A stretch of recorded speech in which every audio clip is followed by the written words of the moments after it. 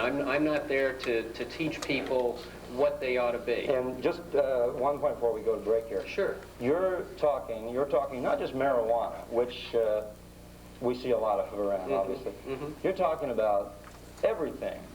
Cocaine, LSD. What we know now is that the object of anyone's addiction really has nothing to do with the addiction. The addiction is in the person's relationship to the experience. It's not in the person, and it's not in the drug. Some drugs are more seductive than others and require better management, but there is no hard black and white, this is an all bad drug, or this is an all good drug, or this is all okay and this is all not okay. Drugs, all of them, have more than one reaction on us. Tom, will you answer some questions from our audience? Certainly. We'll do that in just a moment after this break. We'll be back with Tom Rettig.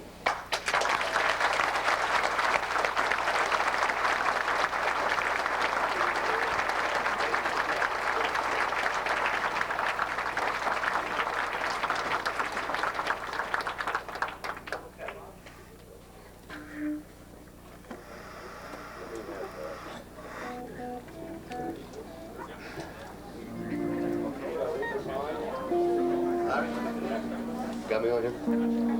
Okay, ladies and gentlemen, you've heard the premise. Now again, I'm sure that you have questions, and I want to say, we are not here to burn Tommy Rettig. I wouldn't do it. That's not within me. I don't do that sort of thing. So he knows and he expects. So don't feel, well, gee, I don't want to hurt him or anything like that. He is a grown man. He knows of what he is. In fact, I went to a seminar last week to learn more about Tom, or Randy and myself.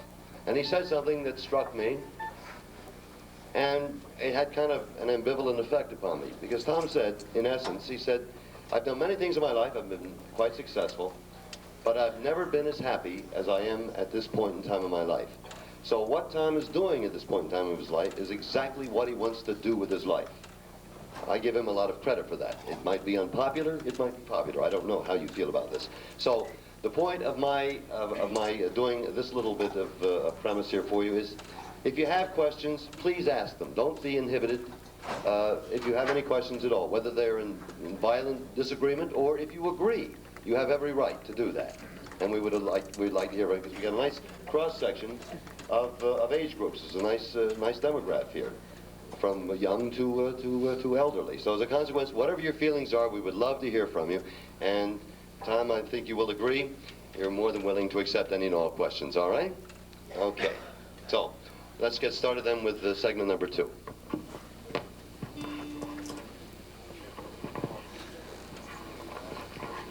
Where do you want me? Am I going to sit? You sit in your chair. Okay. Ready? You be in the audience. I tell you what, can we have the first question? Why don't you be with that person? Dennis, where are you, please? I want to find Randy in the audience. Okay, so you're going to have this camera will be on Tom the whole time. Maybe. Do we have somebody up here already?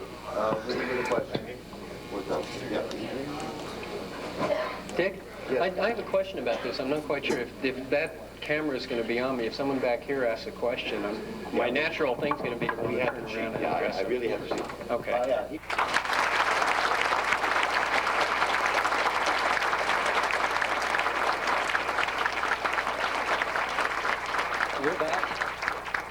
We're back here in the high desert of Southern California, and our guest, Tom Rettig. We were discussing a while ago the Recreational Drug Workshop. Now, those two words, recreational drugs, they scare the hell out of a lot of people. You have to admit that, don't you? Some people have difficulty with them, yes. I don't know that they get scared by that. I would get certainly more scared by other terms that are in frequent use. Okay, we have some questions, I believe. Does anybody have a question? Yes, what's your first name, please? Terry. Oh, Terry? Okay, what would you like to ask Tom? I'd like to know if you're talking about using drugs. I'm sorry, but we miss your face. We really want the best looking face up there. Would you mind, Terry, standing? It was just much better for the light. Okay, we'll sit back. Dennis, can you pick up one?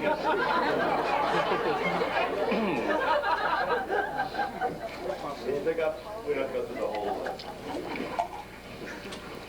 Were we going to start at the top again? No, just pick up the tab.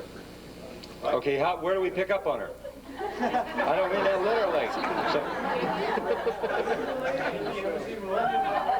Okay.